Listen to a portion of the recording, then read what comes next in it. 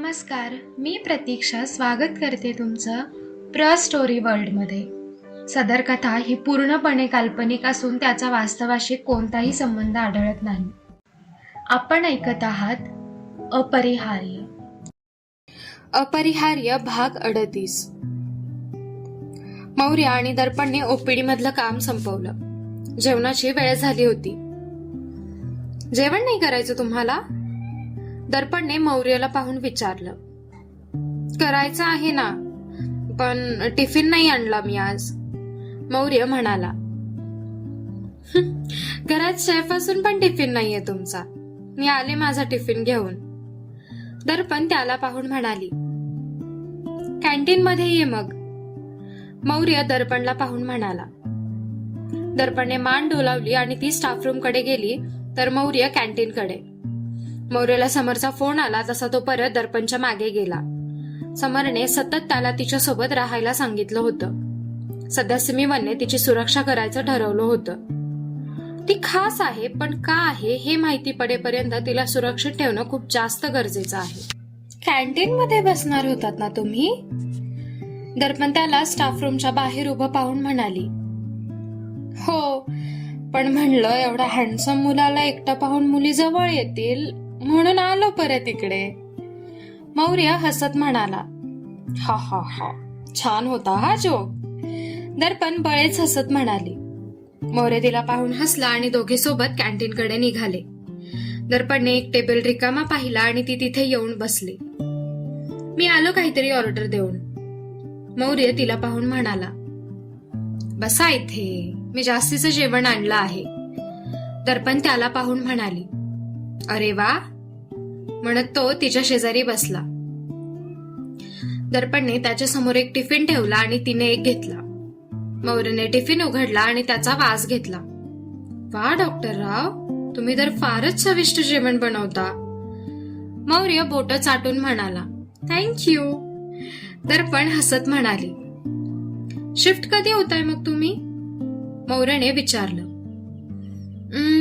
सुट्टीच्या दिवशी होईल कदाचित. का बरं? एवढं सामान आहे का? मौर्यने विचारलं.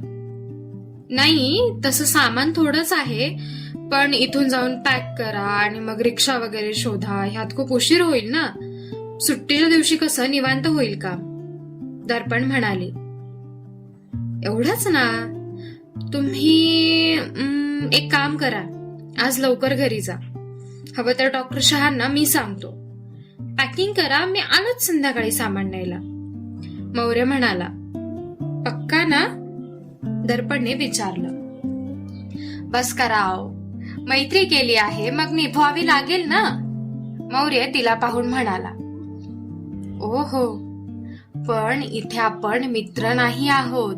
इथे तुम्ही माझे सिनियर आहात डॉक्टर भोसले आणि मी तुमची ज्युनियर, दर्पण अदबीने म्हणाली. डॉक्टर राव, जेवण संपवा आणि मला माझ्या केबिन मध्ये येऊन भेटा. केस बद्दल चर्चा करायची आहे, मौर्य अचानक गंभीर होत म्हणाला. ओके डॉक्टर भोसले, दर्पण पण अदबीने म्हणाली. दोघांनी एकमेकांना पाहिलं आणि हसायला लागले. त्यांना असं हसताना पाहून सगळ्यांच्या नजरा त्यांच्याकडे वळाल्या. दर्पण आणि मौर्य अचानक शांत झाले. माफी मागून परत हळूच हसू लागले. चला कामाला लागा, म्हणत मौर्य उठला. ओके सर, दर्पण टिफिन हातात घेत म्हणाली. दोघेही हसत कॅन्टीनच्या बाहेर पडले. वेद एका कोपऱ्यात उभा राहून शांतपणे दोघांना पाहत होता. तो दर्पण आणि मौर्याच्या प्रत्येक हालचालीवर लक्ष ठेवून होता. त्याला माहिती होतं त्याला काय करायचं आहे ते. सिमीवन, तुम्ही माझं काहीही वाकडं करू शकत नाही. आता तयार व्हा, मैदानात मी उतरणार आहे आणि हे युद्ध पण मीच जिंकणार आहे, वेद म्हणतच स्वतःशी म्हणाला. त्याच्या चेहऱ्यावर त्याचा विकृतपणा दिसून येत होता. त्याच्या चेहऱ्यावर असलेले भाव पाहून कोणीही म्हणालं असतं की त्याची वृत्ती किती राक्षसी आहे ते. दर्पणने नवीन घराचे दरवाजे उघडले आणि ती आत आली. हातात असलेली बॅग उचलून घेत तिने ती आत ठेवली. येऊ दे येऊ दे येऊ दे, मागून मौर्य म्हणाला. मागून समर आला होता आणि त्याच्या हातात भला मोठा जड बॉक्स दिसत होता. मौर्य मात्र रिकामा उभा होता. समर आत आला आणि त्याने तो बॉक्स ठेवला. काळजी करू नकोस, सोसायटीमध्ये कामाला येणाऱ्या मावशींना घर साफ करायला सांगितलं होतं मी. मौर्य तिला पाहून म्हणाला. थँक्यू सो मच मौर्य, दर्पण प्रेमाने म्हणाली. समर बाहेर गेला आणि त्याने उरलेलं सामान आणून आत ठेवलं. त्याने मौर्याला रागात पाहिलं. मौर्यने इथून तिथून फक्त गाडी चालवली होती. सगळं सामान समरनेच खाली आणलं होतं आणि ते वर सुद्धा आणलं होतं. मौर्य मात्र फक्त हुकूम सोडत होता. सुट्टीच्या दिवशी आवर हे सगळं.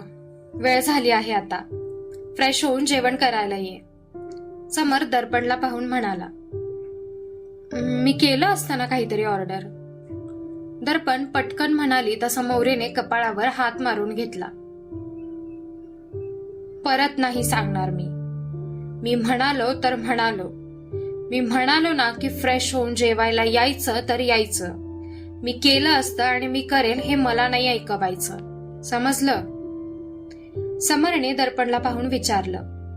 त्याचा कणखर आणि रागीट आवाज ऐकून दर्पणने फक्त होकारार्थी मान डोलावली. समरने तिच्यावरची नजर हटवून मौर्यवर नेली. मौर्याचा कान हातात पकडून त्याने त्याला ओढत बाहेर नेलं.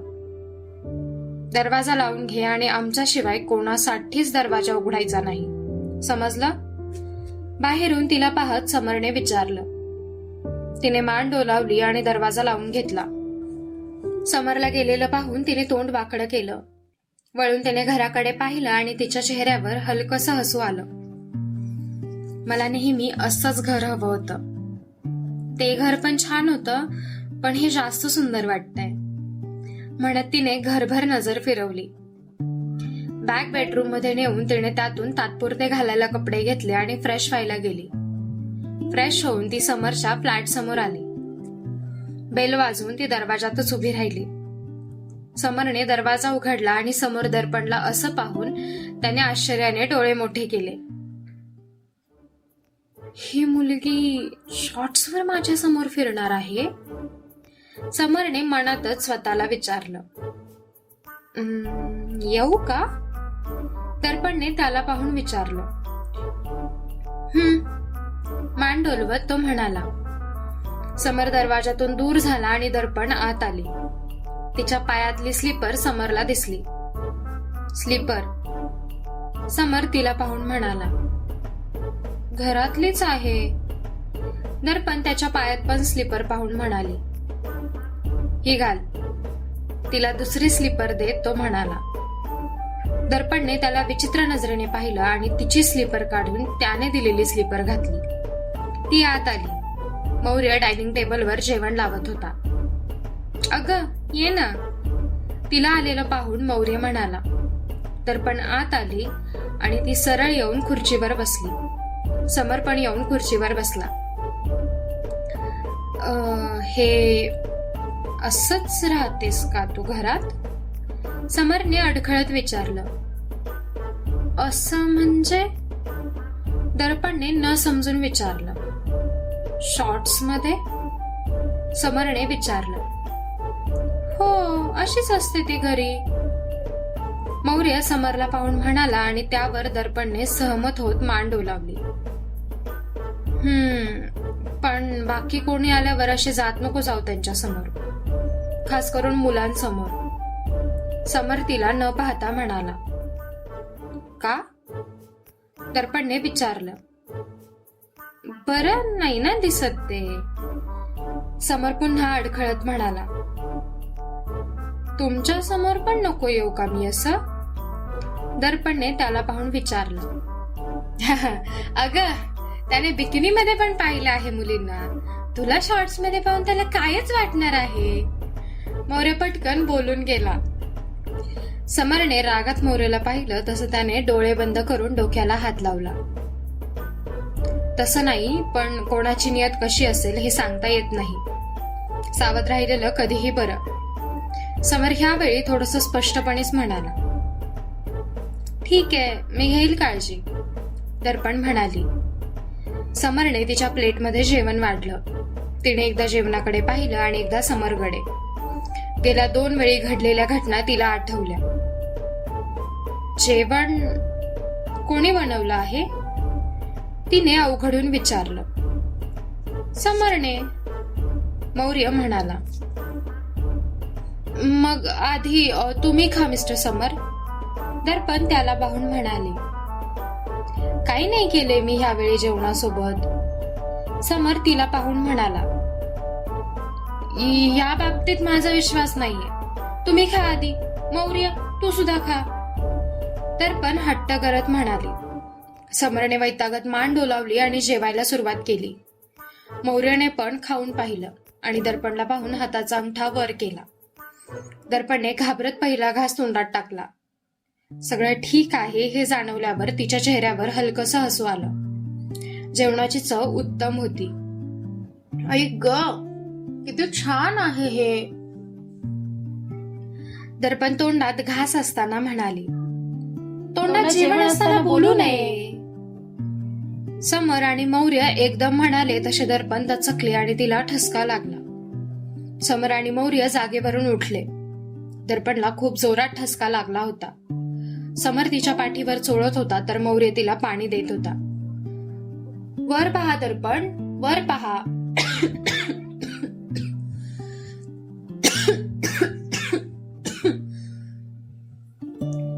दर्पणने वर पाहिलं.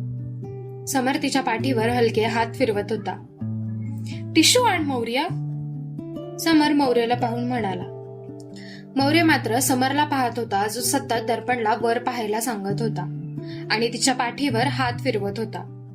समर परत एकदा म्हणाला तसा मौर्य घाईने गेला आणि टिश्यू घेऊन आला.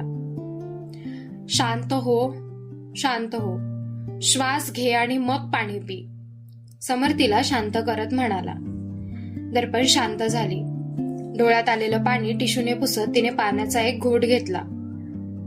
सॉरी, असं ओरडायला नको होतं ना मी, मौर्य म्हणाला. नाही अरे, ठीक आहे मी, दर्पण त्याला न पाहता म्हणाली. समर काळजीने तिला पाहत होता आणि त्याला असं काळजीत पाहून मौर्य त्याला पाहत होता. आता काहीही न बोलता जेवण करून घ्या, समर दोघांना पाहून म्हणाला. वेद मध्ये काहीतरी घोळ आहे. त्याला सिमीवन बद्दल माहिती आहे पण तो एक साधारण मनुष्य आहे हेरा, असं कसं होऊ शकतं, समर गोंधळून म्हणाला. तू त्याच्यावर संमोहन वापरून पाहिलंस, हेराने विचारलं. हो केलं, पण त्याचा फारसा काही उपयोग झाला नाही, समर हेराला पाहून म्हणाला. वेद, पाहू ह्याचं आपण. दर्पणची सगळी माहिती आणली अक्षा, हेरांनी विचारलं. हो, म्हणत तिने काही पेपर्स हेरांच्या हातावर ठेवले. आजच्या मीटिंगला सिमीवनचे सगळे सदस्य होते. हेरा आणि जोव यांनी खास ही मीटिंग बोलून घेतली होती दर्पण बद्दल बोलायला.